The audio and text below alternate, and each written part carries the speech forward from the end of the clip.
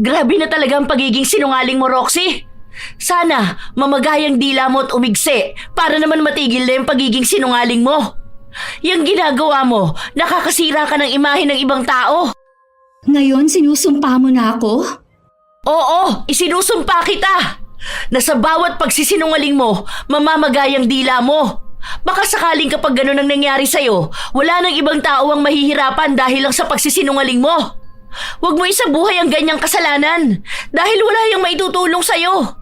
Lalamunin ka lang yan hanggang sa pati ikaw hindi mo na alam kung ano pa ang totoo sa mga sinasabi mo. May mga tao na sadyang sinasabuhay na ang pagiging sinungaling. Dahil sa galing nilang gumawa ng mga kwentong hindi totoo, napapaniwala nila ang mga taong nakakausap nila. Ang kasinungalingan din ang madaling makasira ng imahe ng isang tao. Yon ang ugali ni Roxy na hindi niya kailanman nais na talikuran. Nang dahil din doon, haharap siya sa isang malupit na parusa ng sumpa. Makakatulong kaya ang parusa na yon para makapagsabi siya ng totoo o yayakapin na lang niya ang kadilimang babalot sa pagkatao niyang napupuno ng kasinungalingan? Oo nga, totoong sinasabi ko, kuya. Ako mismong nakarinig nun. Mahina lang kasi ang boses niya. Tapos, si Mami, medyo bingi pa naman yon, di ba? Minura niya talaga. Kasi naiinis siya na inuutusan siyang ayusin yung mga gamit niyo. Sinabihan pa nga niya na matandang pakialamere. Gusto ko na nga sana siyang sagutin kaso pinigilan kong sarili ko. Kasi kapag akong pumatol doon, siguradong lalaki ang away. Hindi naman ganyan si Kimberly. Kilala ko ang asawa ko. Ang tagal na namin magkasama. Ni minsan hindi ko yun narinig nagmura. Ayaw nga no na nagmumura ako eh. Baka naman mali ang narinig mo kasi bumubulong nga ka mo. Alam nga naman na magsisinungaling ako. Hindi rin naman ako bingi. Baka kasi naiinis na yun kay Mami eh. Kasi nga matanda na tapos makulit. Palaging paulit-ulit ang sinasabi. Tapos hindi rin naman mapagsabihan. Ay ilang taon na ba kasi si Mami? Malapit na yun mag-60. Sige, tatanungin ko mamaya si Kimberly. Basta wag mong sasabihin na akong nagsabi ha. Baka naman awayin ako nun kapag wala ka. Kakatakot pa naman yun. Palaging mainitin ang ulo. Akala mo palaging inaano. 2 taon pa lamang nagsasama sa iisang bubong, sina Dennis at Kimberly. Hindi pa sila kasal, pero nagpasya na silang magsama. Dahil kasama pa rin ni Dennis ang kanyang ina at bunsong kapatid, pinipilit ng binata na maging maayos ang kanilang pamilya, kasama si Kimberly. Nang gabing yon, habang nasa loob sila ng kwarto, kinausap ni Dennis ang asawa ukol sa naging sumbong ng kanyang kapatid. Hindi ko yun gagawin. Bakit ka naman mumurahin si Mami? Matanda na yun. Sa kananay mo yun. Kahit minsan hindi ako ng bastos ng nakatatanda sa akin. Kahit pa sabihin natin na naiinis ako. Bakit naman ganyan magsumbong ang kapatid mo? Alam ko siya lang ang magsasabi niyan kasi tayo lang naman ang nandito. Yun na nga ang sabi ko sa kanya eh. Baka ka ako na mali lang siya ng dinig kasi bumubulong ka. Bumubulong nga ako noon, pero hindi naman masama ang sinasabi ko eh. Ang sabi ko lang noon, ang dami na namang damit na nakakalat. May mali ba doon? Sige na, sorry na. Nagsabi lang ako kasi nagulat lang din ako sa sinabi ni Roxy. Kung ano-ano na namang naririnig ng batang yun. Oo nga pala, tutuloy ka ba bukas sa interview mo? Sure ka na ba doon? Oo, pero tanghali pa ako aalis. Hihintayin ko si Roxy na umuwi. Hindi ko naman pwede iwan si Mami mag-isa rito sa bahay. Ang sabi ni Roxy, mga 2 PM daw siya makakauwi eh. Paano schedule mo dyan? Work from home ako. Tapos 1 beses sa 1 buwan ako pupunta sa office. Hindi ko pa alam yung ibang patakaran. Bukas pa sasabihin sa akin. Sabihan mo ko kung ano mga kailangan mo ha. Bukas pag uwi ko ayusin ko na yung lamesa mo para kapag nakuha mo yung computer set mo, maayos na natin dito. Oo, salamat Han. Kinaumagahan, maagang nagising si Kimberly para paghainan ng baon ng kanyang asawa. Maaga ring nagising si Roxy dahil papasok ito sa kanilang paaralan. Dahil abala sa kanyang ginagawa si Kimberly, hindi na niya naitanong kay Roxy ang isinumbong nito sa kanyang kuya. Hindi lang naman yon ang unang beses na may ganong kasinungalingan na sinabi si Roxy.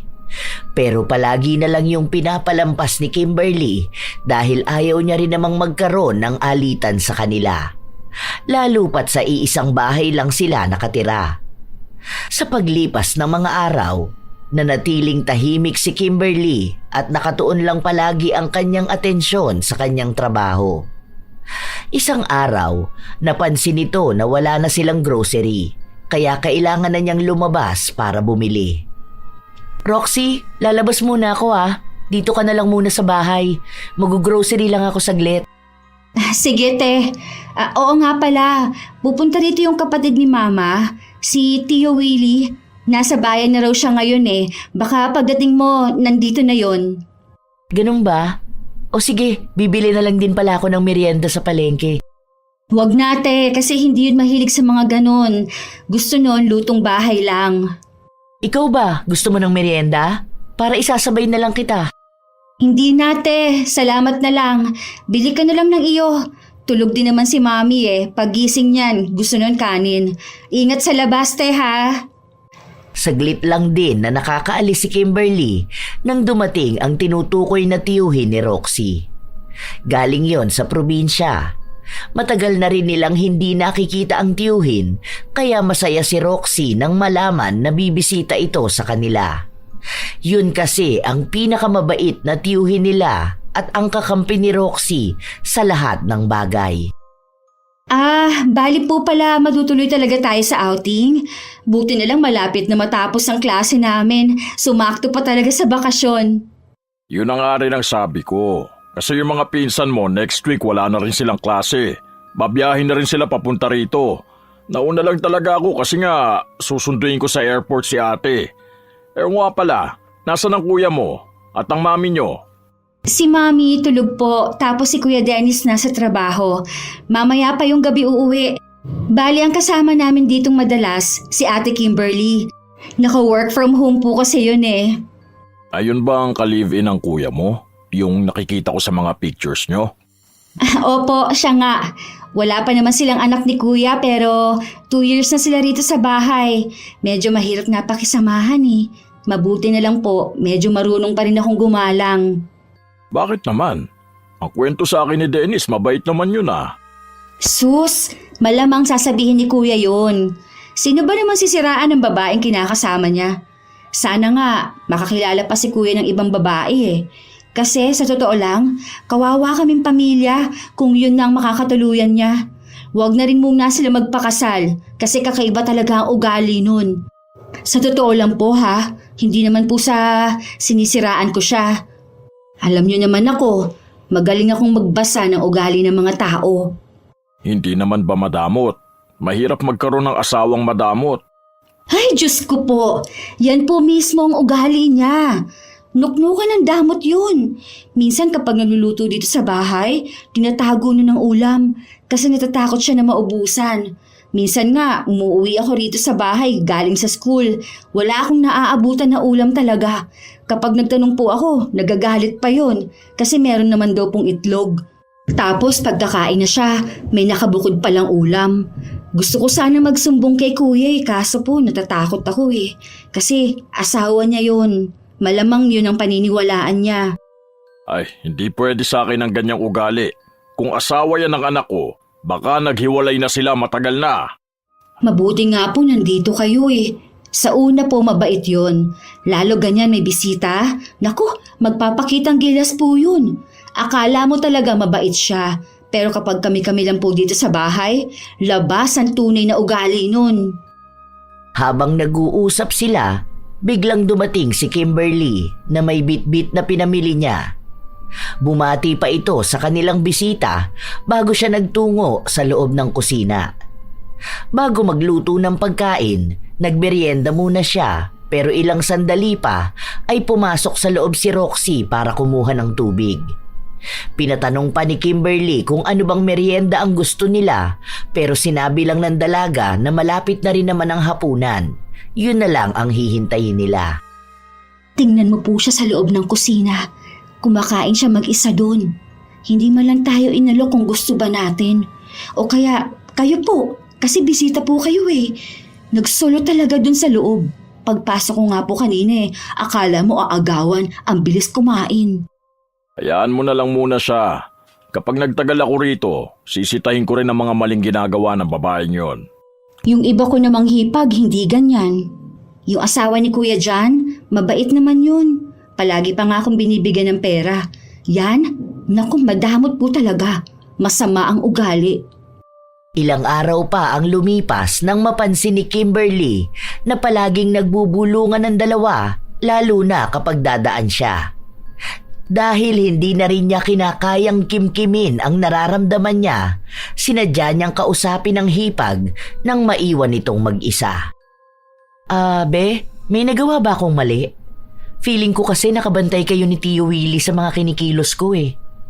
Ano bang problema? Ha? Hindi naman te. Bakit mo naman yan naisip? Baka hindi ka lang sanay na may ibang tao rito sa bahay. Ni hindi ka nga namin napag-uusapan. Siguro minsan, oo, lalo kapag nagtatanong siya sa akin kung saan ba kayo nagkakilala ni Kuya. Mga ganun bagay lang naman. Sabi ko nga na ikaw ang kausapin kasi nga mabait ka naman. Kaso baka nahihiya rin siya sa'yo. Medyo praning lang siguro ako.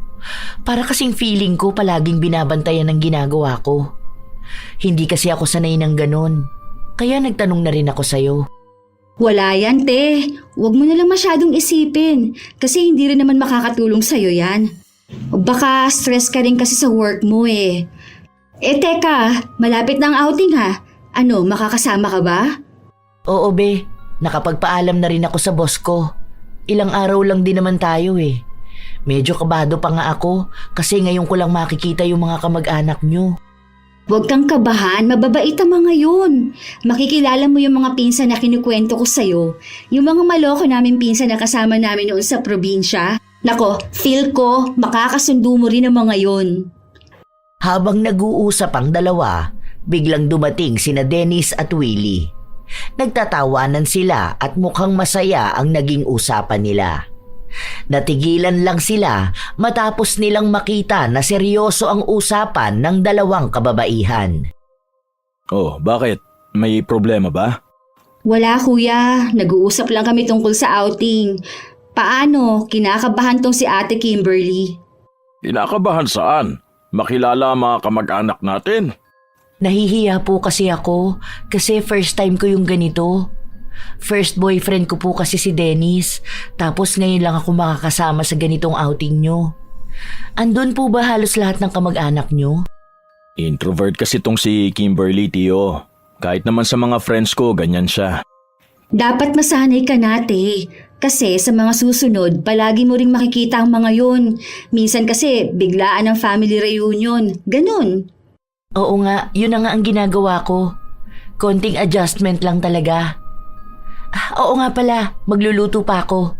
Maiwan ko na lang muna kayo rito. Tulungan na kitahan para hindi ka masyado mapagod. May trabaho ka pa naman mamaya. Nakamasid lamang sina Willie at Roxy sa dalawa habang naglalakad ang magkasintahan papasok sa kusina. Nang makita ng dalaga na wala nang makakarinig sa kanila, doon na naman siya nagsimulang magsalita. Alam mo ba Tito, ang sabi niya sa akin kanina na palagi ka rin nakatingin sa kanya. Naiilang daw siya sa'yo. Baka kasi may gusto ka sa kanya. Ang sabi ko naman imposible yun. Kasi nga may asawa ka. Tapos narinig mo sabi niya na first boyfriend niya si Kuya. Hindi po yun totoo. Kasi inamin niya sa akin noon na may asawa siya. Iniwan niya lang kasi nga mas malaki ang sahod ni Kuya. Kaya huwag kayo magpapaniwala sa mga sinasabi ng babae na yun. Talaga ba? Hindi naman malaswa ang tingin ko sa kanya. Nagmamasid lang ako sa mga ginagawa niya. Kakaiba rin pala talaga mag-isip yan, ano? Sabi ko na sa inyo eh. O ngayon, medyo mabait talaga yan at mukhang masipag. Kita nyo naman po, panay kilo sa bahay oh. Pero kapag wala kayo, buhay prinsesa yan dito. Tuwing day off ni Kuya, siyang naglalaban ng mga damit nila. Kaya takot yan sumama sa outing. Kasi nga, baka mas maraming makapuna sa ginagawa niya. Nako, yari talaga yan sa mga tita mo kung magkataon. Baka bigla yang umuwi at makipaghiwalay kay Kuya. Sana nga ganun, para hindi na ako maging katulong dito sa bahay, no? Kawawa kami ni Mami eh. Imagine matanda na si Mami. Tapos, kami pa palagi nag-a-adjust para sa kanya. Tingnan niyo po, unang araw pa lang ng outing, mapupuna na yan doon ng mga kamag-anak natin. Akala kasi niyan prinsesa talaga siya eh. Ang daming pinagsasabing kasinungalingan ni Roxy laban sa kanyang hipag. Pero kapag kaharap naman niya ito, wala siyang pinaparamdam na masama. Ilang araw pa ang lumipas, hindi pa rin naaalis ang pagkailang ni Kimberly sa tiyuhin ng kanyang asawa. Hindi naman sa malaswang paraan, pero pakiramdam niya ay hinuhusgahan ang bawat galaw nila. Hindi na siya nagtanong pa kahit na kanino dahil ayaw niyang magmukhang masama. Hanggang sa dumating ang araw na magsasama-sama na ang angka ni na Dennis para sa kanilang family outing. Naunang pumasok sa sasakyan si Kimberly at ang kanyang biyanan dahil yon ang sinabi sa kanya ng asawa.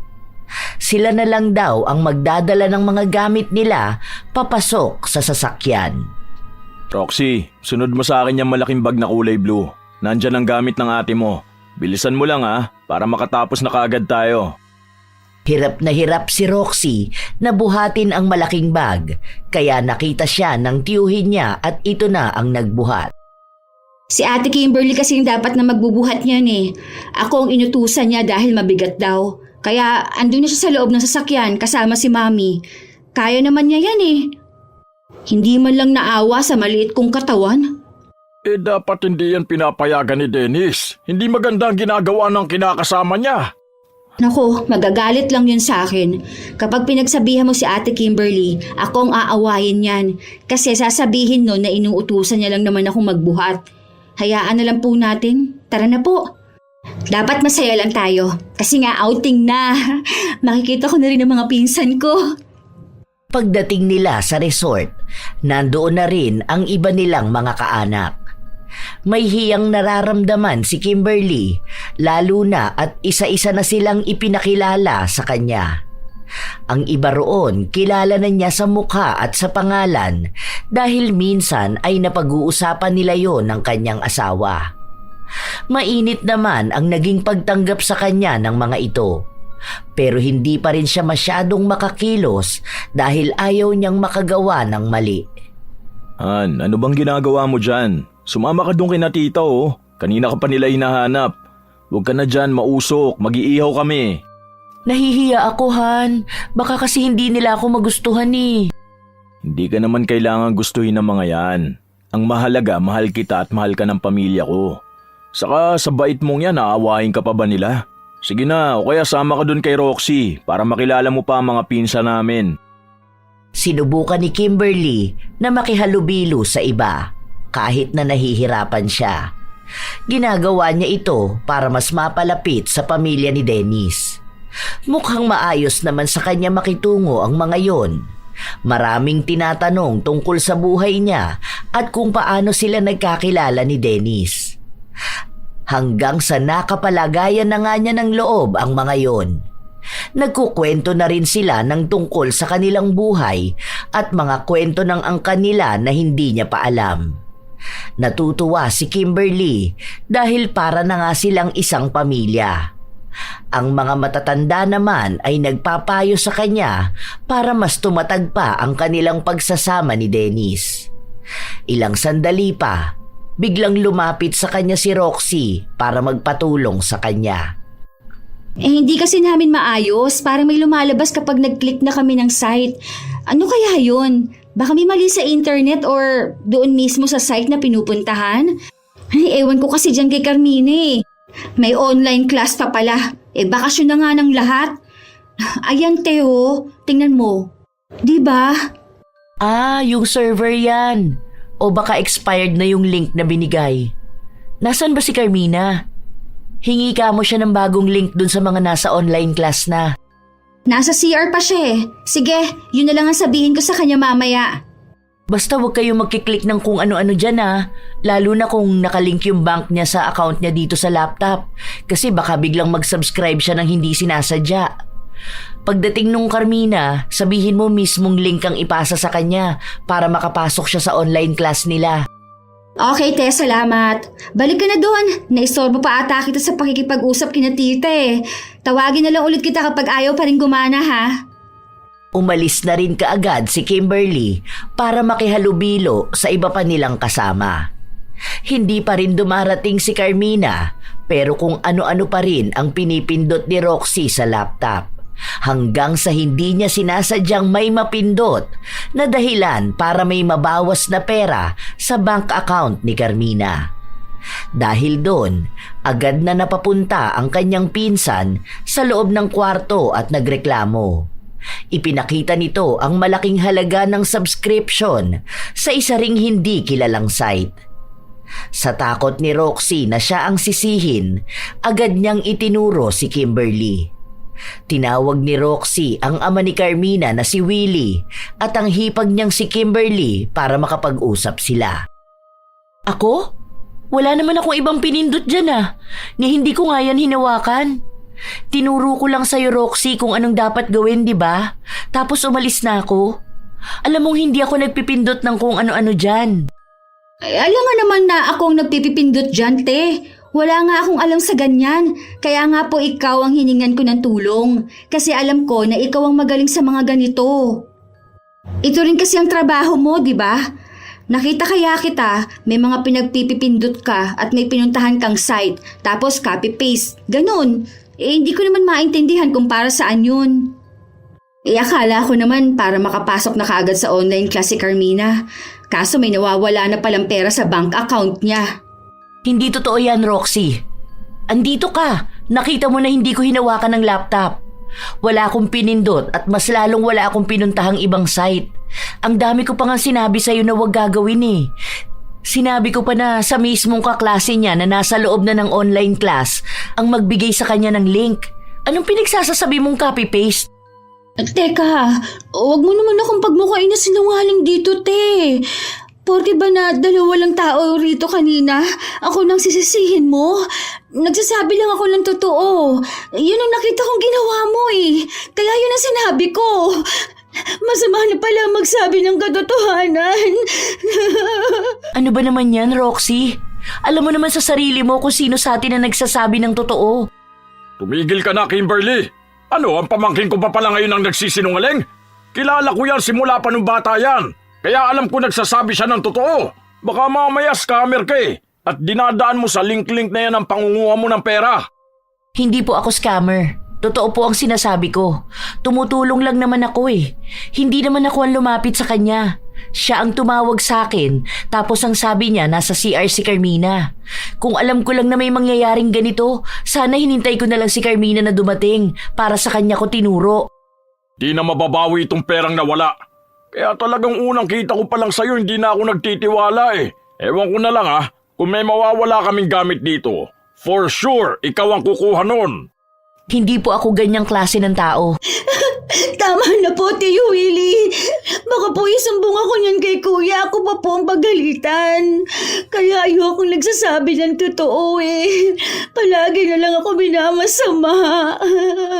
Anong nagsasabi ng totoo? Panay ka sinungalingan ng kanina mo pang sinasabi. Akala mo ata hindi ko napapansin yan. Pati naman sa kuya mo ang dami mong sinusumbong na mali tungkol sa akin eh. Manahimik ka dyan kundi sasampalin kita. Napakasinungaling mong babae ka.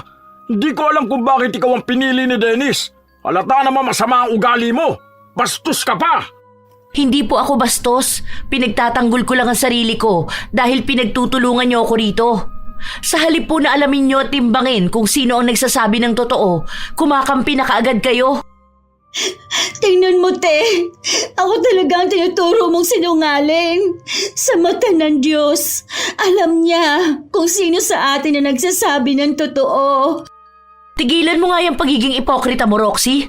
Huwag mong gamitin ang Diyos sa kasalanan mo. Alam mo na nasa 10 utos na bawal magsinungaling. Pero yan ang ginagawa mo ngayon. Lumabas ka na rito ngayon, Kimberly. Dahil baka hindi ko mapigilan ang sarili ko, masaktan kita.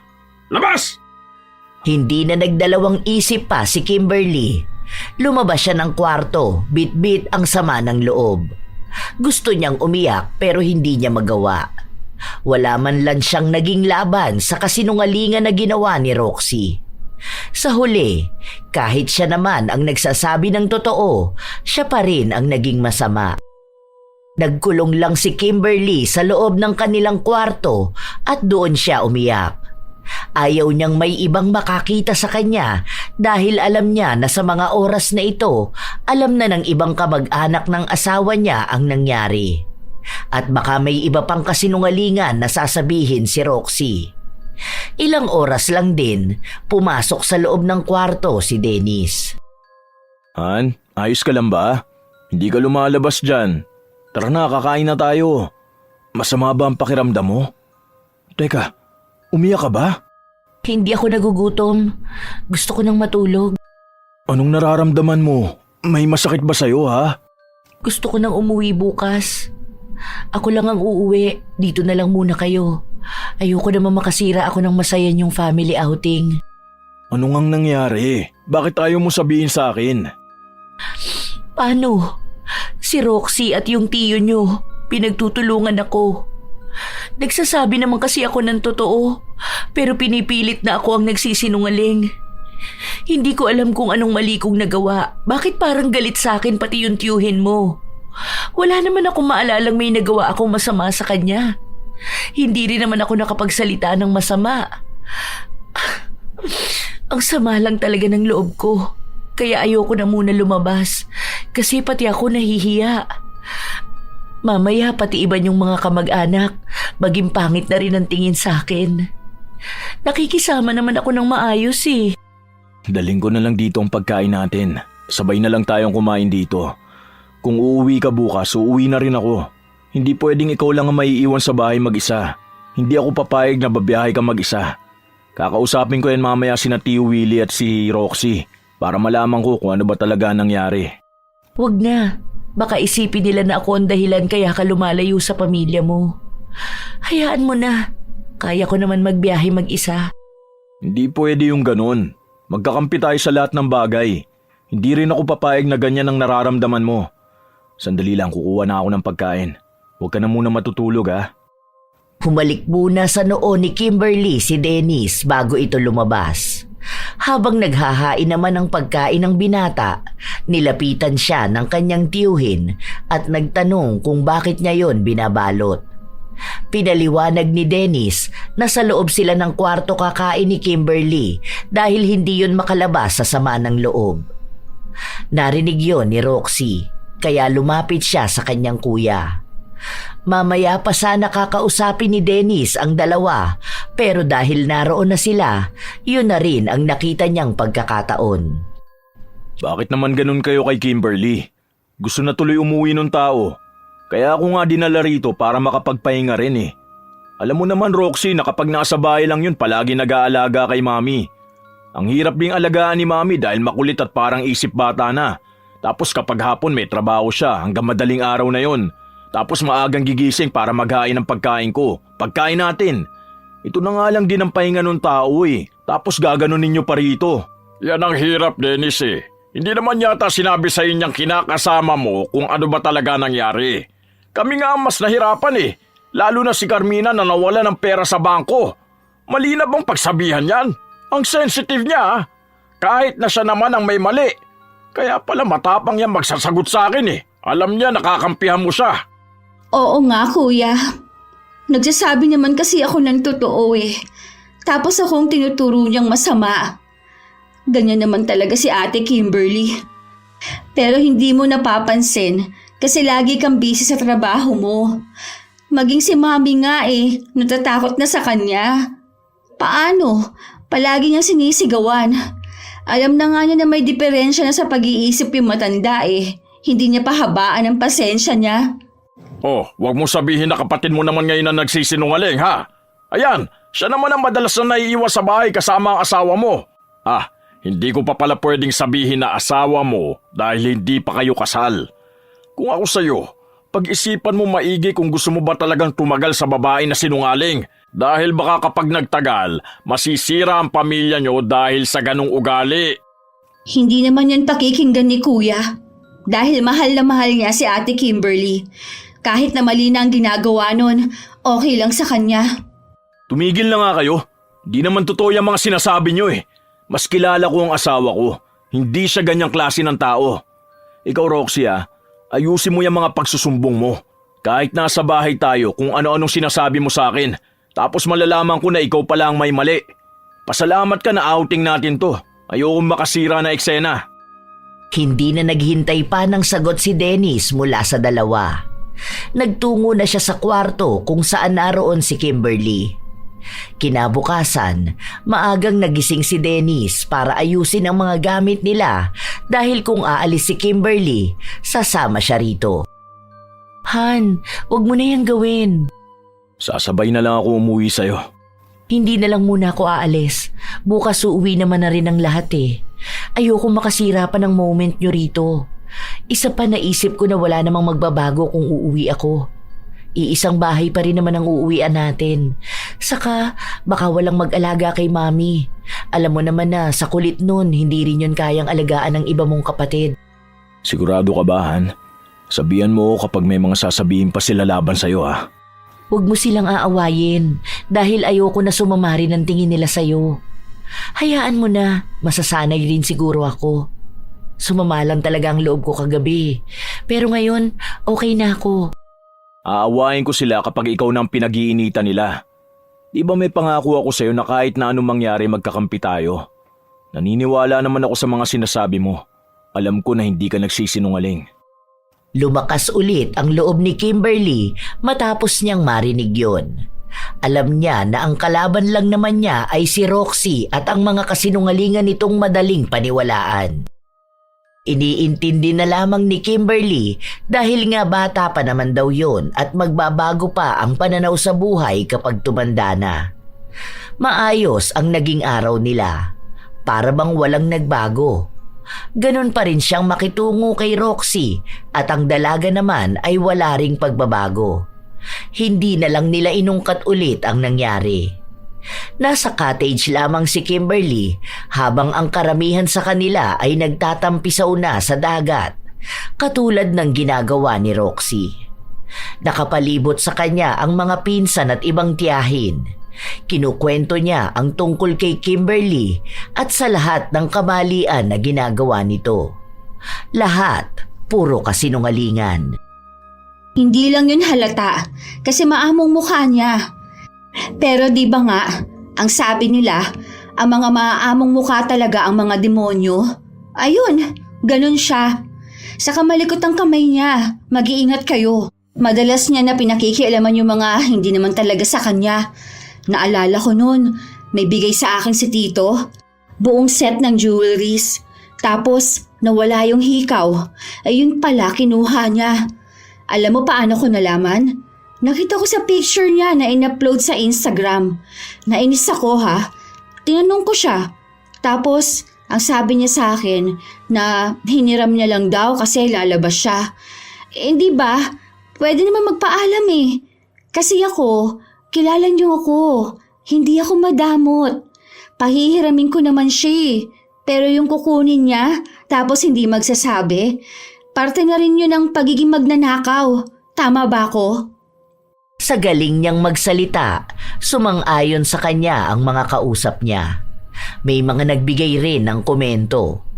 At sinabi na napansin niya rin daw yon na nakatingin sa loob ng kanyang bag. Baka raw may nais na kunin si Kimberly. Samot-saring komento na ang naririnig ni Roxy at bawat salita ng mga kaanak niya may pahabol siyang kasinungalingan na kwento. Tapos, naaalala niyo pa? Di ba nagsabi ako na pupunta kaming Tagaytay? Tapos hindi natuloy? Ready na kami noon. Nasa biyahe na rin kami. Naalala ko may story ako nun sa Facebook Kaso binura ko. Oh, di ba? Nakita mo yon nakalagay na hashtag off to Tagaytay? Binura ko yun kasi nga hindi kami natuloy dahil habang nasa biyahe kami, nasuka si Mami. Tapos galit na galit yan, ang arte niya, ang baho raw ng sasakyan, yung mga ganun. Ay, nag-away sila ni Kuya, as in. Alam nyo grabe kapag inaaway niya si Kuya. Minsan bigla niyang sinasampal kahit nga sa harapan namin eh. Wala naman akong magawa kasi kapag pinipigilan ko siya, sa akin naman nagagalit si kuya. Mahal na mahal lang kasi ni kuya yan eh. Kaya kahit anong gawin, okay lang. Walang pinapakinggan si kuya. Naku basta, ang dami pa niyang kakaibang ugali na hindi halata. Kahit naman ako nagulat eh. Kasi unang dating niya sa bahay, sobrang bait, sobrang tahimik, sobrang sipag. Tapos biglang lumabas ang tunay na ugali. Ay kawawa ako. Mukha akong katulong sa bahay. Tapos hindi pa yan namimigay ng pagkain. Naalala ko pa, ito pa. Isa ito sa hindi ko makakalimutan na ang sama ng loob ko. Isa pa sa ugali niyan, kapag may pagkain yan, hindi yan mag-aalok. Pero kapag ikaw may pagkain, hindi na yan magpapaalam sa'yo, kukuha yan. Naalala nyo, galing tayong Bicol noon. Tapos si Tita Mekmek nagbigay sa akin ng malaking chocolate. Inuwi ko pa yun sa bahay. Tapos dadalhin ko sana sa school kasi bibigyan ko ang friends ko. Kaso nakalimutan ko sa bahay. Pag uwi ko, aba, nasa basurahan na yung balot. Inubos niya lahat. Grabe iyak ko ha. Tapos sabi lang ni kuya, nahayaan ko na, baka naglilihi. Diyos ko, hindi naman siya buntis. Sa mga kwento na yon, naging masama na ang tingin ng mga kaanak nila kay Kimberly. Kaya kahit na tahimik lang itong kumikilos, may mga parinig sila sa kanya. Minsan, hindi na nila inaalok ng pagkain o kaya ay kusa nilang inuubusan. Gusto nilang iparanas kay Kimberly kung anong pinaranas nito kay Roxy. Base sa kung paano nagiging nakakaawa ang dalaga sa sarili niyang kwento. Napapansin ni Kimberly ang pakikitungo na yon pero hindi niya pinapansin. Nasa cottage pa rin si Kimberly. May ilang kaanak ni Dennis ang tinatawag siya pero sinasabi niya na masama ang pakiramdam niya kaya gusto niyang magpahinga lang sa cottage. Naroon din kasi ang kanyang biyenan na natutulog. Ilang sandali pa, dumating si Roxy. Sinisimot ang pagkain na hawak niya. Te, may basurahan ba dyan? Dito may plastic. Pinaglagyan ng mga basura kanina. Pasuyo nga ako, te. Hindi ko maabot eh. Gusto mo ba ng chichirya?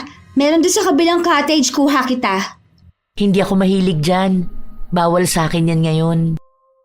Chocolate. Gusto mo? Kapag gusto mo ng pagkain, meron doon sa kabila ha. Kuha ka na lang. Ang lamig pero ang sarap maligo. Ikaw ba? Ayaw mo pa maligo? Mamaya na lang pagkagising ni Mami. Alam ko maliligo rin to eh. Sige na, enjoy ka na. Tahimik lang si Kimberly na nagmamasid. Si Dennis naman, kasama ang mga kalalakihang kaanak nila. Nag-iinuman sila. Hindi masaya si Kimberly pero wala naman siyang pagpipilian. Ginusto niyang manatili sa family outing ng asawa kaya makikisama talaga siya. Hindi naman lahat pangit ang pakikitungo sa kanya dahil may iilan naman na maayos siyang kinakausap. Ang mga hindi niya lang kasundo ay ang mga tao na naimpluwensyahan na ng kasinungalingan ng kanyang hipag. Habang tahimik si Kimberly, pumasok ng cottage si Willie para bang may hinahanap ito. Natigilan siya nang makita ang basurahan na nakasabit sa gilid ng lamesa. Bakit po? Bawal po bang magsabit ng basura dito? Hindi ko po alam. Naglinis kasi ako rito sa loob, kaya dito ko na lang muna isinabit. Saan ho ba pwede magtapon ito? Pinagkainan mo ba yung mga yan? Yung iba po dyan, bakit po? Bakit mo kinain yan? Hindi naman sa'yo yan ah. Kaya pala kanina pa ako hanap niya sa kabilang cottage. Naunahan mo na pala ako. Binili ko yan hindi para ipalamon sa'yo madamot ka. Hindi lahat ng pagkain dito sa outing para sa'yo ha. Po? Alin po ba dyan? Kung itong kulay pulang may Japanese na sulat, hindi ako ang kumain yan. Si Roxy yan. Naghahanap siya ng basurahan kanina. Tapos sabi ko dito na lang niya itapon. Hindi pa nga po ako nagpupunta sa kabilang cottage at yung mga kinain ko, binili ko yan dyan sa store. Si Roxy na naman ang sisisihin mo? Wala ka namang ibang alam gawin kundi ang isisi sa kanya ang mga kawalang hiyaan mo? Teka lang po. Bakit kayo nagagalit sa akin? Mali naman po yata yung mga ganyang pananalita nyo sa akin. Wala naman akong ginagawang masama sa inyo para magalit kayo sa akin ng ganito. Mainit ang dugo ko sa'yo dahil sa sama ng ugali mo. Kawawa ang pamilya ni na Roxy dyan sa ginagawa mo. Ngayon pa nga lang na nakakasama mo na kami, ganyan ang ginagawa mo kay Roxy. Paano pa kung kayo-kayo lang ang nasa loob ng bahay? Ayaw ko po kayong sagutin, pero wag naman kayo magsalita na parang alam nyo lahat. Iisa lang ang pinapakinggan nyo eh. Wala naman akong ginagawang mali kay Roxy. Kahit natanungin nyo si Mami o si Dennis. Tatanungin ko yung kapatid ko alam mo namang may demensya yan.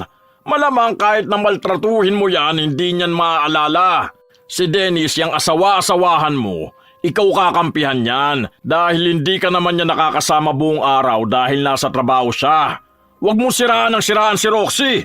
Ayusin mo yung ugali mo dahil wala kang magiging kakampi sa pamilyang to. Maliban kay Dennis na na-brainwash mo na. Dahil sa lakas ng boses ni Willie, naagaw niya ang atensyon ng mga tao sa paligid nila. Alam na nila na may nag-aaway, kaya agad silang lumapit. Si Dennis naman, agad na napatakbo sa asawa niya matapos na makitang ito ang kasagutan ng kanyang tiyuhin. Ano nangyayari? Yang asawa mo pagsabihan mo yan Kapag alam niyang hindi sa kanya, huwag niyang kukunin. Huwag siyang patay gutom Kapag hindi niya pagkain, huwag niyang kakainin. Hindi naman kasi talaga ako ang kumain yan eh. Oh, ayun naman pala Hindi naman pala siya Huwag niyo naman pong pagsalitaan ng ganyan ng asawa ko. Hindi siya nangunguha ng pagkain na hindi sa kanya. Kung may gusto man siyang kainin, nagpapaalam po yan. Sino ba nakita mong kumain yan? Si Roxy nga. Pinaliwanag ko na kanina na kaya nandyan yan kasi nakitapon si Roxy. Inaaya niya pa nga ako na kumuha dun sa kabilang cottage. Ang sabi ko ayaw ko. Tapos nagtatanong siya kung maliligo ba ako. Ang sabi ko pagising na lang ni Mami. Oh, nasa na ba si Roxy? Tawagin niyo nga yan. Kahapon pa kayo ganyan kay Kimberly Wala namang ginagawa sa inyo yung tao. Pinakikisamahan na nga kayo na maayos. Ayan, kaya magaling yan magsinungaling at magpaawa Dahil kamping-kampi ka dyan. Hindi mo alamin kung ano ba ang totoo. Kinakawawa na nga niya ng pamilya mo pero sa kanya ka pa rin naniniwala.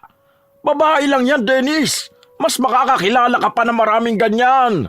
Sana naman pumili ka ng matinong babae na mapapangasawa. Hindi yung aapihin ang pamilya mo. Hindi niyo kilala si Kimberly kaya ganyan kayo magsalita sa kanya. Ano? Nasa na ba si Roxy at na matapos na tong punyetang awayan na to? Kuya, bakit? Ano bang ginawa ko? Naliligo lang naman kami doon. Sinong punyetang kumain ng basura na to? Dahil dyan nagkakagulo na rito. Ang sabi ni Kimberly, ikaw ang nagtapon yan dito. Ha? Ako? Hoy, hindi Ano ba yan? Hindi ko alam yan. Hindi ko nga yan ginagalaw kasi ang sabi kay Tio Willie yan. Bakit ko naman din kakainin yan? Nag-ice cream kami. Tanong mo kina Carmina, sila pa ang nanlibre sa akin. Huwag niyo ako idamay sa mga ganyang problema Nananahimik ako. Anong sinasabi mo dyan? Bago kayo kumain ng ice cream, dumaan ka rito sa akin para magpatapon nito. Kita ko pa nga na sinisimot mo yan Alangan naman na ako ang kumain yan. Hindi ako mahilig sa mga ganyan. Ikaw naman talaga, te. Pumunta ako rito kanina kasi titingnan ko sana kung gising si Mami para maliligo kami. Nagtanong pa nga ako sa'yo, di ba? Kung ayaw mo pa bang maligo? Ang sabi mo masama ang pakiramdam mo kaya hindi kita pinilit. Kita ko nga kanina nakalapag yung pagkain na yan sa lamesa. Magtatanong nga sana ako kung ano yan kaso tinakpan mo agad. Hindi na ako nanghingi dahil ipinagdamot mo na kaagad Tapos hindi naman pala sa'yo yan. Oh, di ba? Ngayon ipagtatanggol mo pa yung babae niyan? Kapatid mo na ang nagpatunay. Ano? Baka sa kanya ka pa rin magalit niyan. Hindi yan totoo. Bakit hindi mo aminin ang ginawa mo, Roxy? Ikaw naman talaga yan. Anong aaminin ko? Wala nga akong ginawa. Sa akin mo ipapasa ang kasalanan mo, te. Huwag naman ganun, Pinabayaan ko na nga yung kahapon Tapos ngayon na naman. Basta, hindi ako yan. Wala akong kinalaman dyan. Kapag alam kong hindi sa akin, hindi ko kinukuha. Sinungaling ka talaga, no? Napakasinungaling! Ang galing mo magsalita, kaya napapaniwala mo silang totoo ang sinasabi mo. Ikaw mismo ang gagawa ng mali, tapos ibang tao ang sisisihin mo. Kapag nahuhuli ka na, gagawa ka lang ng kwento na paniniwalaan nila. Hala, hindi ako nagsisinungaling. Never ko pang na-try magsinungaling dahil alam kong mali yun. Kasalanan yun. Tinuturo yun sa simbahan. Sinasabi ko lang kung anong nakikita ko. Kung nahuhuli ka na sa kasalanan mo, huwag mo na sanang ibintang pa sa ibang tao. Masama yan, te. Sinungaling ka na nga, palabintang ka pa. Grabe na talaga ang pagiging sinungaling mo, Roxy. Sana mamagayang dila mo at umigsi para naman matigil na yung pagiging sinungaling mo. Yung ginagawa mo, nakakasira ka ng imahe ng ibang tao. Ngayon, sinusumpa mo na ako? Oo, isinusumpa kita na sa bawat pagsisinungaling mo, mamamagayang dila mo. Baka sakaling kapag ganun ang nangyari sa'yo, wala nang ibang tao ang mahihirapan dahil lang sa pagsisinungaling mo. Huwag mo isabuhay ang ganyang kasalanan dahil wala yung maitutulong sa'yo. Lalamunin ka lang yan hanggang sa pati ikaw hindi mo na alam kung ano pa ang totoo sa mga sinasabi mo. Aba, may sa demonyo pala talagang babaeng to eh. Ang lakas ng loob mong sabihin niya sa harapan mismo namin mga kamag-anak. Dahil ako na lang palagi ang nakikitang mali rito. Kahit na ang totoong may kasalanan ay ang si Roxy. Tama na to. Tigilan nyo na si Kimberly. Ikaw rin, Roxy, ha? Mag-uusap tayo pag uwi sa bahay. Samot-sari na ang mga salitang naririnig sa paligid nila. May mga galit kay Kimberly at kumakampi kay Roxy. Ang iba naman, gustong masuriin pa ang naging ugat ng away at himayin kung sino ba talaga ang totoong may kasalanan. Pagpasok nila sa loob ng kwarto, iyak ng iyak si Kimberly. Habang si Dennis naman na may tama ng alak ay galit na galit. Padabog siyang nagliligpit ng mga gamit nila. Nagagalit ka rin ba sa akin? Bakit ba ganun ang ginagawa nila sa'yo? Ano ba yung mga pinagsasasabi ni Roxy? Naririnig ko rin yung mga sinasabi ng iba kong kamag-anak na kapag kayo lang ang nasa bahay, kinakawawa mo raw si Roxy, lalo na si Mami. Alam mo naman na hindi yun totoo, di ba? Hindi ko alam kung ano bang nagawa ko kay Roxy para ganun ang gawin niya sa akin. Alam ko naman na hindi niya ako tanggap para sa'yo eh. Ayoko namang nagkakagulo kayo ng pamilya mo dahil lang sa akin. Siguro, tama nga na mas mabuting maghiwalay na lang muna tayo. Ayokong pumangit ang tingin nila sa'yo dahil lang sa ako ang kinakampihan mo. Hindi tayo maghihiwalay. Patutunayan ko sa kanila na totoo ang mga sinasabi mo. Di ba magkakampi tayong dalawa? Bakit ka sumusuko? Dahil wala namang naniniwala sa akin eh. Masisira ka lang dahil sa akin at yun ang ayokong mangyari. Pamilya mo sila.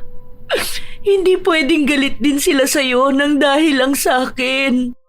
Wala akong pakialam kahit hindi pa naniniwala sa'yo ang lahat ng tao. Basta lagi mong tatandaan, ako, palagi akong naniniwala sa'yo. Wala kang kailangan patunayan sa ibang tao dahil kilala kita.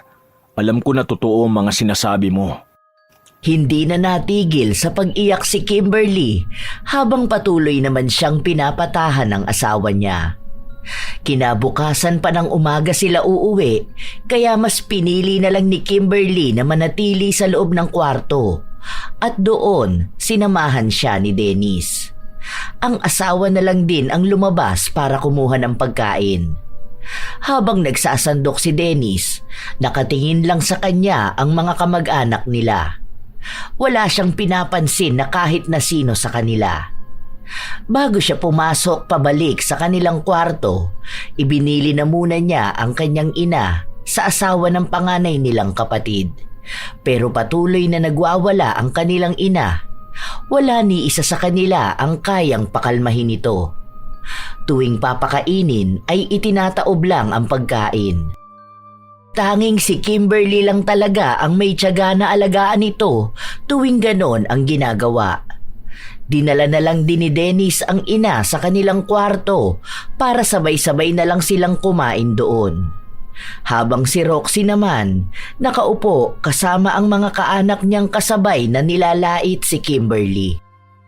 Oh, di ba? Tapos sasabihin niya na hindi naman siya pala asa kay kuya. Si kuya na lang palagi nagsasandok ng pagkain niya. Kahit nga sa bahay tamad yun ano, kulang na lang magpasubo ng pagkain. Kapag galing ako sa school, magluluto ako. Tapos yung prinsesa na yan, nasa loob ng kwarto niya, nakabukangkang lang doon. Hanggang sa makaluto na ng pagkain, si kuya pa maghahain sa kanya.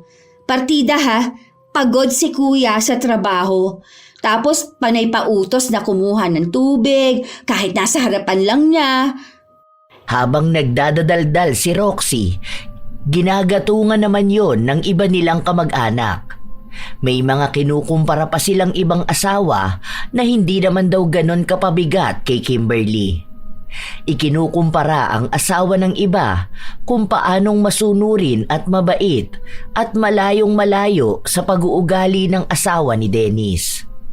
Habang nag-uusap sila, nakisali na rin si Willie na hindi maalis-alis ang inis kay Kimberly. Kakainis na babae yun. Ang sama ng bunganga. Alam na nga niya na masamang nanunumpa ng tao. Sinabi niya pa talaga. Kapag may masamang nangyari sa'yo, Roxy, siya lang talaga ang sisisiin ko. Siya na nga sinungaling, masyado pang pa-victim. Saan bang basurahan na pulot niyang Dennis na yan ang balahurang babaeng yun? Hayaan nyo na lang po yun, tito. Halata naman po kay kuya na hindi niya yun hihiwalayan eh. Saka wala naman niyang sumpa-sumpa na yan. Babalik din yan sa kanya. Kasi siya ang humihiling ng masama sa kapwa niya. Aw! Ang sakit! Nabaso pa ang dila ko. Ang init pala nitong sopas. Oo, tama ka. Ang taong masama sa kapwa niya, sila ang makakarma. Hayaan mo na lang yun. Doon na lang muna ako sa bahay niyo para mabantayan ko ang babaeng yun. Isang pagkakamali niya, tignan mo, mapapalaya siya doon. Sana matauhan na yan si Dennis at iwan na ang baliw na Kimberly yun. Ang dami nilang masasakit na salitang sinabi kay Kimberly. Ginawa rin nilang katatawanan ang itsura nito kahit na may kagandahan namang taglay ang dalaga. Nang makabalik na sila sa bahay, ilang araw ang lumipas nang hindi namamansin si Kimberly pero panay ang pagpaparinig sa kanya ni Willie. Tinitiis na lang niya yon dahil mahal niya ang asawa at pinanghahawakan niya na habang magkakampi silang dalawa, kaya nilang malampasan ang lahat. Roxy, tawagin mo na si Tio Willie, kakain na. Doon na lang ako sa kwarto kakain, magsisimula na yung trabaho ko eh. Si Mami tapos na kumain, wag mo na pakainin, baka magsuka yun. Anong ulam, te? Wow, sinigang! Tabihan mo na lang din ng ulam si kuya. Meron na ako nakatabi dyan. Yung Tupperware sa taas ng ref, sa kuya mo yon. Sige na, kain na kayo. Kahit na may samaan ng loob si Kimberly, pinapakitunguhan niya pa rin ng maayos si Roxy dahil nakatira lang naman sila sa iisang bahay. Nang tawagin ni Roxy ang tiyuhin, napansin na ni Willie si Kimberly na pumasok sa kwarto dala ang pagkain niya. Ano yun? Itatago niya ang pagkain niya? Abi ko po sa inyo eh. Nagtatago yan ng pagkain. Takot kasi yan maubusan ng pagkain eh. Tara po, kain na tayo. Ako po pala nagluto ng ulam natin ngayon kasi naiinis siya sa akin eh. Dahil hindi ko nilabahan yung mga damit niya. Aba, saglit lang ako na wala ngayong araw, inuutusan ka na niya. Kaya hindi pwedeng kayo lang maiwan dito eh. Sinabi niyo pa po, palautos pa yan. Tapos kapag galit yan, sisigawan yan kami dito sa bahay. Kung mura-murahin yan si Mami, ganun-ganun na lang dahil nga makulit at matanda na. Diba, minsan okay si Mami, nakakausap at nakakakilos na maayos sa bahay. Kapag naman sinusumpong niya ng sakit niya, dun lang naman talaga siya sobrang kumukulit na akala mo bata. Tapos, makakalimutin na nga. Mumurahin na niya, no? Tapos sasabihin niya na pabigat at bakit hindi mamamatay. Ganun po ka, grabe. Buti ngayon napipigilan niya kasi nandito po kayo eh. Pero alam ko, kating-kati na po ang dila niya na magmura. Nakaramdam ng pangangati sa kanyang dila si Roxy matapos niyang sabihin yon. Akala niya normal na pangangati lang yon, pero kinabukasan, napansin niya na parang umuumbok at namamaga ang kanyang dila. Inisip na lang niya na baka dahil yon sa pagkapaso.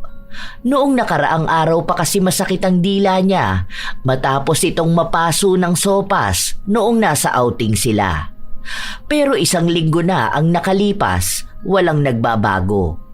Nahihirapan na rin siyang isarado ang bibig niya dahil tumataba ang kanyang dila.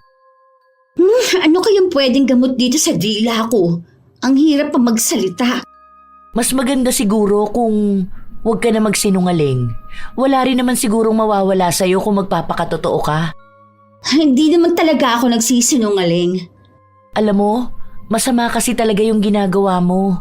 Kung magbabasa ka ng Biblia, malalaman mo na nasa 10 utos ng Diyos na huwag kang magsisinungaling laban sa iyong kapwa. Kaso yun ang ginagawa mo eh. Nakakarma ka na tuloy. Siguro, ugaliin mong umamin kung ikaw talaga ang may kasalanan, hindi yung maninira ka ng ibang tao. Puro katotohanan lang naman ang lumalabas sa bibig ko ha. Ay ewan ko sa'yo, te. Kung ano-ano sinasabi mo. Ikaw nga na nagsisinungaling eh, hindi pinaparusahan. Baliktad pa pala ngayon. Ako pa ang masama ha.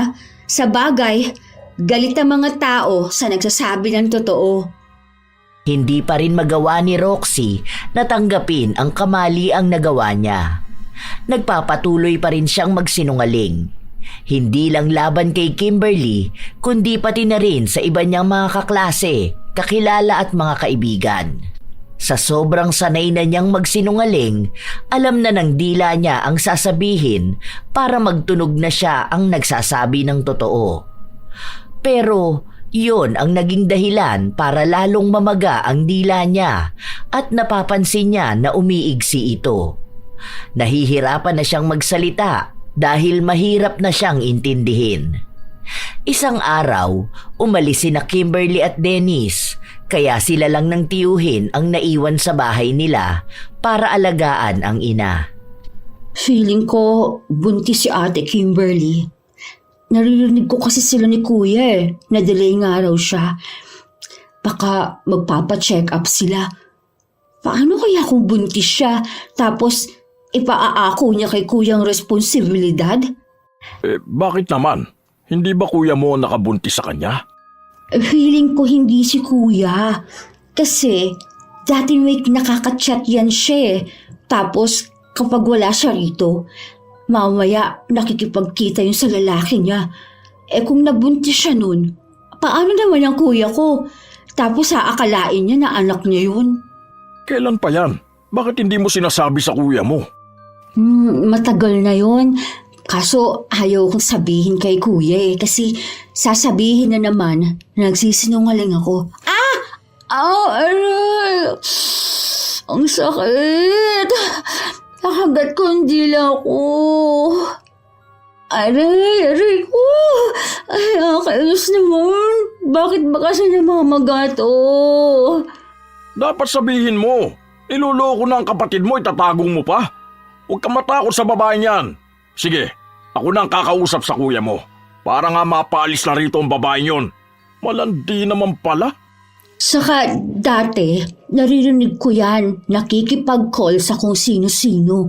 Magaling nang ata talaga siya magtago, kaya hindi siya nahuhuli ni Kuya. Ang dami ko pa naman sanang sasabihin, kaso ang sakit na talaga ng dila ko eh. Habang tumatagal, mas lalong lumalala ang kalagayan ni Roxy. Ilang beses na rin silang nagpabalik-balik sa ospital pero wala namang nagbabago. Marami na rin siyang nainom na gamot.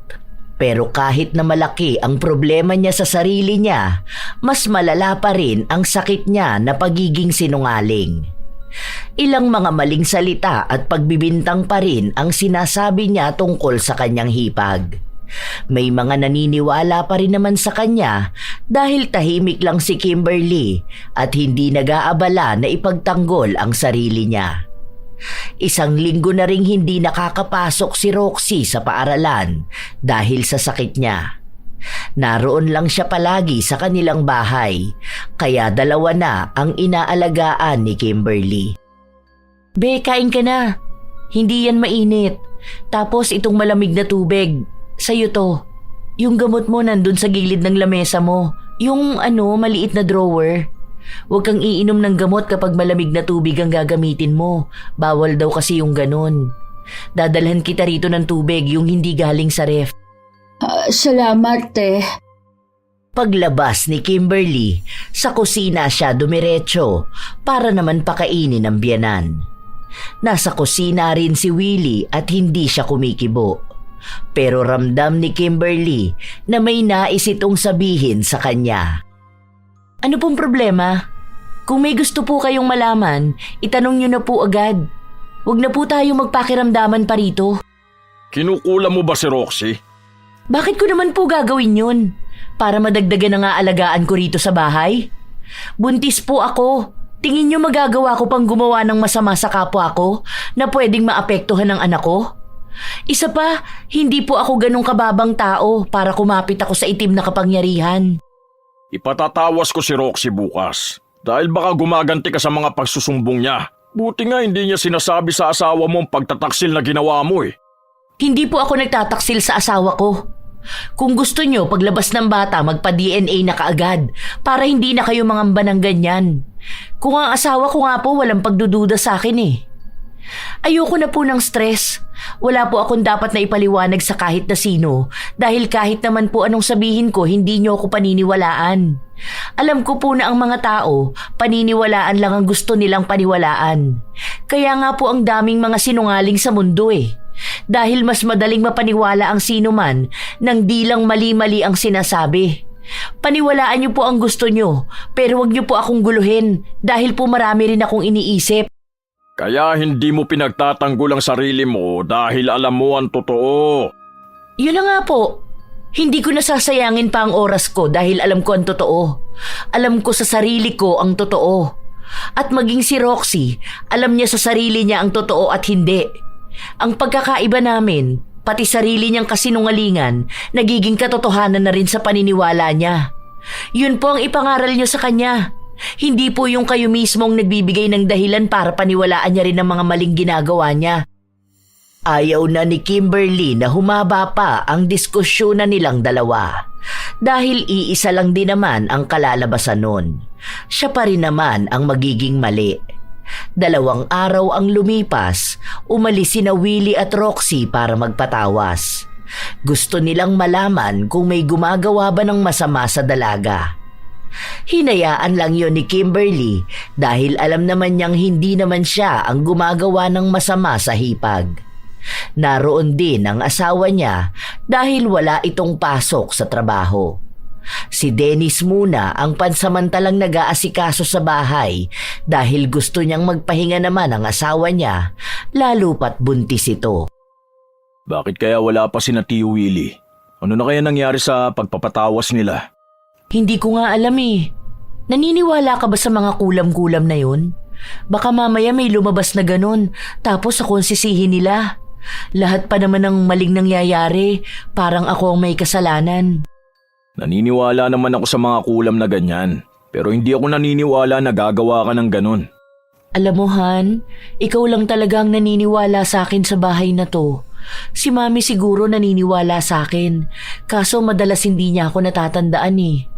Ayoko naman na maging pangit ang tingin mo sa mga kaanak mo, lalo na sa Tio Willie mo. Pero ewan ko ba, wala naman ako nagawang mali sa kanya para magalit siya sa akin. Kami lang naman ni Roxy ang may alitan dahil sa pagiging sinungaling nun. Buti hindi ka mabilis maniwala. Dahil kilala nga kita. Alam ko kapag nagsisinungaling ka. Kabisado na kita eh. Nakatira tayo sa iisang bahay at asawa kita. Si Roxy nakasama ko na yan simula pa nung bata siya. Kaya alam ko na may pagkasinungaling talaga siya. Madalas siyang manisi ng pagkakamali niya sa iba, kaya lagi ko siyang pinagagalitan. Ilang beses ko na rin siya napagsabihan, kaya lang Mas pinaniniwalaan niya ang sarili niya.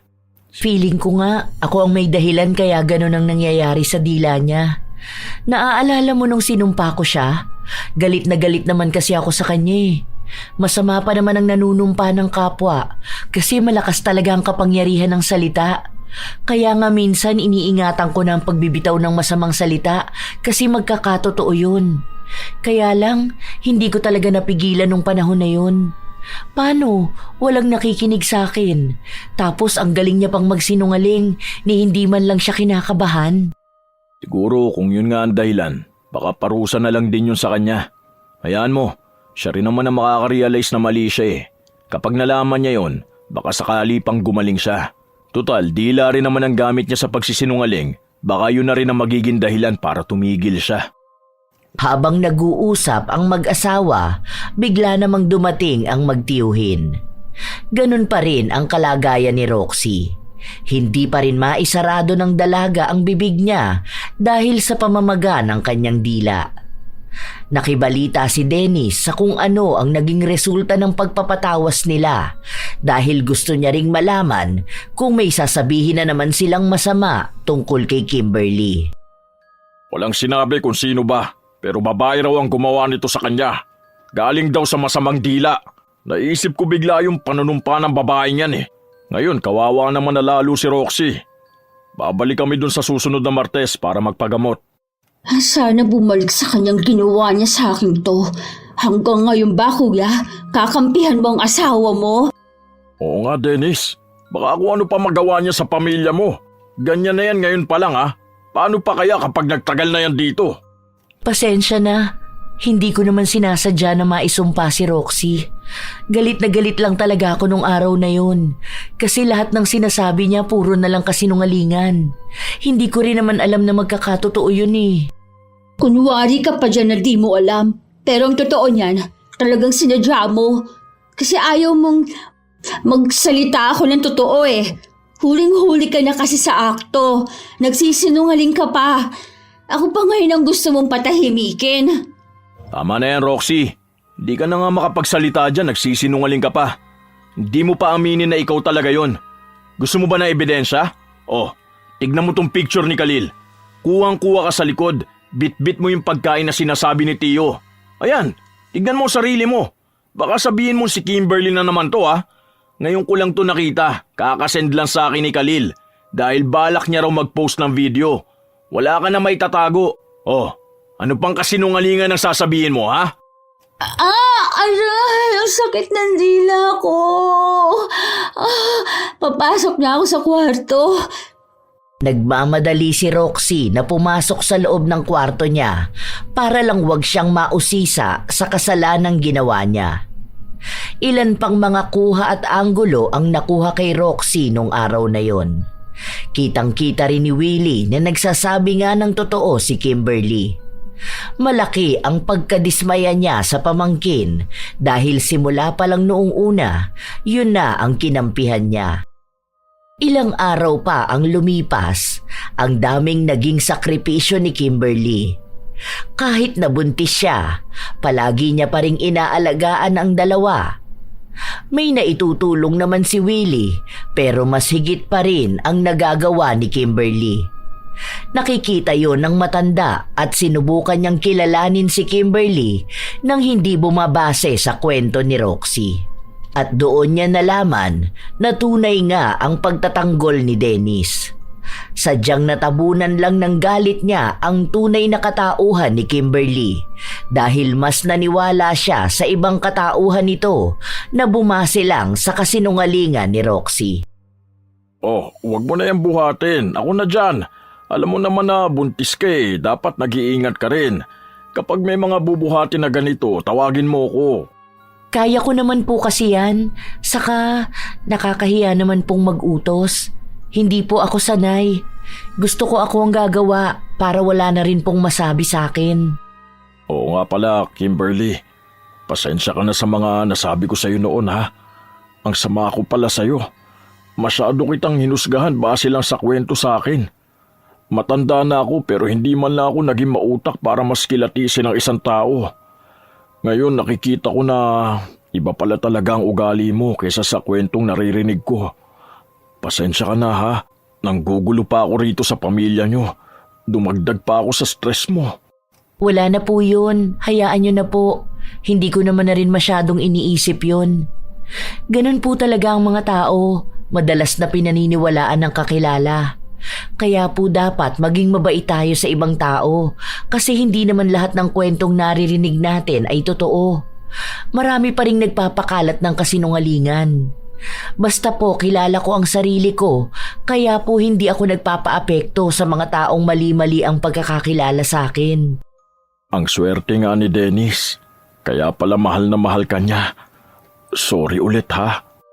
Nagpatawad na si Kimberly bago pa humingi ng tawad si Willie. Habang ang matanda ay tinanggap na ang pagkakamali niya, si Roxy naman ay hindi pa rin pinaniniwalaan ang katotohanan. Mas gusto niya pa ring mabuhay sa kasinungalingang binuo niya. Bago bumalik si Willie sa probinsya nila, kinausap muna nito ang pamangkin at muling tinanong kung ano pa ba ang mga kasinungalingan na sinabi niya pero hindi talaga umaamin si Roxy. Totoo po ang sinasabi ko. Huwag kayo magpapalit lang sa babae na yun. Alam ko, edited lang yung video na pinakita ni Kuya kasi nautusan ni Kimberly para akong hindi inasalarin. Kalimutan na natin yung usapin tungkol sa nangyari sa outing. Mukhang hindi mo rin naman naaminin ang ginawa mo eh. Sabi nga ng albularyo, ikaw lang din ang pwede magpagaling sa sarili mo. Walang ritual para sa masamang dila. Huwag na lang sana magtagal yan. Kasi paano ka ba naman aayos kung hindi ka titigil sa pagsisinungaling mo? Pag-isipan mong mabuti ang lahat. Dahil baka maging ganyan ka na habang buhay. Huwag ka na sana magsisinungaling, Roxy. Isipin mo na ang mga salitang lumalabas sa'yo para na ring sumpa sa iba. Dahil sa paninira mo, pumapangit ang tingin ng tao dun sa taong sinisiraan mo. Huwag ka mabuhay sa mundong puno ng kasinungalingan. Mas masaya ang maging totoo. Nakakatakot man, pero mas nakakatakot na maging katotohanan mo ang kasinungalingan. Hindi ka makakalamang dahil mas lalo mo lang ilulubog ang sarili mo. Noong una ay hindi tinatanggap ni Roxy ang payo sa kanya ng tiyuhin. Gusto niyang maniwala na totoo lahat ng sinasabi niya. Hanggang sa umalis na ito at naiwan na lang ulit si Kimberly para alagaan siya. Kahit na anong gawin ni Roxy, hindi talaga siya gumagaling. Dumating pa sa punto na hindi na talaga siya halos makapagsalita dahil sa pamamaga ng kanyang dila. Ilang araw pa ang lumipas, pati ang mga kaanak nila na kinakausap ni Roxy, hindi na naniniwala sa mga kasinungalingan niya. May mga kaibigan siyang galit na rin sa kanya. Para bang unti-unti na ring lumalabas ang lahat ng katotohanan at ang naiwan na lang sa dalaga ay kahihiyan dahil tinatawag na siya ng karamihan na reyna ng kasinungalingan. Yun na rin ang nagmulat sa kanya na kahit na gaano siya kagaling magsinungaling, hindi pa rin kayang takpan ang katotohanan. Nagkakaroon na siya ng pagsisisi sa kanyang mga nagawa. Be, Martis na ngayon. Wala si Tio Willie. Baka gusto mong ako nang sumama sa'yo sa albularyo. San ba yun banda? Para sana gumaling ka na dyan. Bakit ang bait mo pa rin sa akin kahit na sinungaling ako? Di ba dapat galit na galit ka? Hindi ko na kailangang gawin yun. Wala rin namang mangyayari kung magagalit ako sa'yo. Alam mo, ang mga sinungaling, ang mabigat nilang kalaban ay ang mga sarili nila. Kaya hindi ko na kailangan pang dumagdag bilang kalaban mo. Basta ako, ang gusto ko lang, sana naman kapag naging maayos ka na, huwag ka nang magsisinungaling. Kasi alam mo, walang magandang dulot yan sa'yo. Kahit pa anong paniniwala ng iba sa kasinungalingan mo, ikaw rin ang magtatamasa ng karma kapag naglabasan na ang katotohanan. Yun na nga ang naisip ko, te. Sorry ha. Ang dami kong kasinungalingan na nasabi tungkol sa'yo. Ang daming paninira. Sorry, te. Wala na yun. Basta wag mo na lang uulitin ha. Kahit na kanino, wag mo na yung gagawin. Si Kimberly ang sumama kay Roxy para sa sinasabing albularyo na pinuntahan nila noon. Gumawa naman yon ng ritual para gumaling siya. May pinagawa rin sa kanya na dapat ay 1 linggo niyang gagawin para tuluyan siyang gumaling. Hindi nawala si Kimberly sa tabi ng hipag hanggang sa tuluyan na itong gumaling. Umimpis ang namamagang dila ni Roxy at bumalik ito sa normal na hugis. Naging maayos na rin ang kanyang pananalita. Nang mangyari yun, unti-unti na rin siyang nagbago. Itinama niya ang mga pagkakamaling nagawa niya. Humingi na rin siya ng tawad sa mga taong nasira niya dahil lang sa kanyang pagsisinungaling. Sa paglipas ng mga araw, linggo at buwan, naging magkasundo ang maghipag hanggang sa dumating ang araw na nanganak na si Kimberly. Wow, ang cute-cute naman ng baby denden namin na yan. Halatang mana sa tita eh. Tingnan niyo naman hindi nagkakalayo. Oh, hindi ba yan kasinungalingan? Akala ko ba hindi ka na magsisinungaling? Bakit sabi mo cute ang anak namin at kamukha mo? Di ka naman cute ah. Si baby Denden lang ang cute. Si kuya, nakakainis. Hindi yun kasinungalingan. Kasi cute naman talaga ang tita niya. Di ba, ate? Oh, huwag kang magsisinungaling. Bawal yon. Ewan ko sa inyong dalawa. Oo na, sige na. Cute na lahat ng nakatira sa bahay na to. Oh, si Ate Kimberly na nagsabi. Ibig sabihin, pawang katotohanan lang yun. Walang bahid ng kahit na anong kasinungalingan. Cute ako, cute ang baby Denden, cute ang buong family. Naging mas masaya pa ang loob ng bahay nila dahil wala na ang siraan at ang pagpapalaganap ng kasinungalingan. Lalo pang naging mas masaya dahil nadagdagan na sila. Dahil sa pag-alis ni Roxy ng nakasanayan niyang kasalanan, doon niya rin napagtanto na mas magaan pala ang buhay kapag nagsasabi siya ng totoo.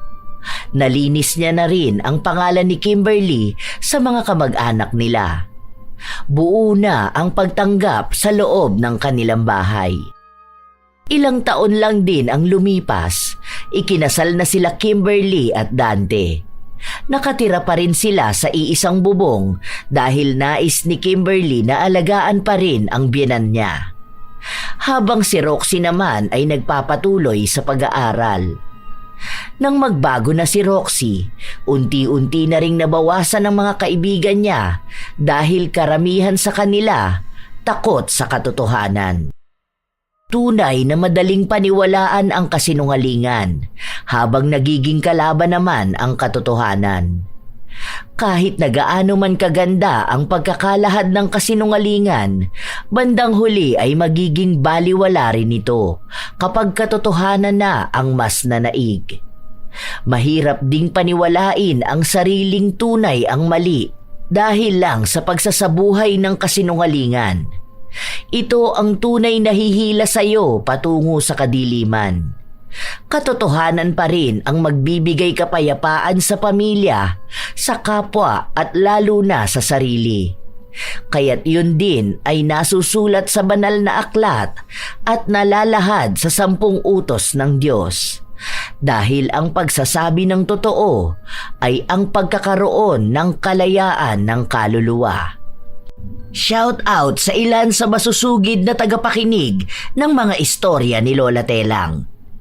Matt Sarol, Gerlin Picache, Febe Ranyada, Mayhani Lore 23, Jenna Nolasco at Jenny Velasco, Ruth Ann Migano at sa mga anak niyang nasa Pilipinas na sina Seth, Yana, Gian at sa asawa niyang si Neil Fabilia, Sherlyn Joseco, Renalyn Salarda, Lizelle Nebrida, Lynn Villa, Bessie Tagapan, Annaliza Puaso, Elizabeth Pamintuan, Romelyn Mahilum, Cassie Barcelona.